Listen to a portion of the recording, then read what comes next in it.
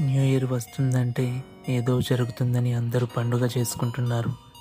నిజానికి మారుతుంది క్యాలెండర్ మాత్రమే. గడియారం ముళ్ళు తిరిగినంత మాత్రాన నీ తలరాత మారదు.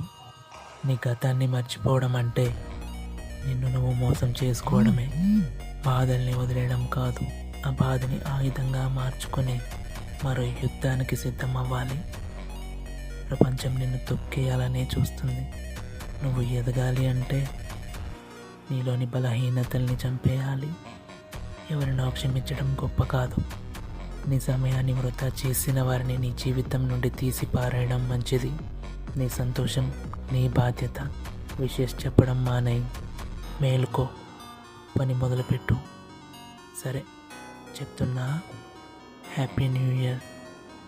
Now have a productive year.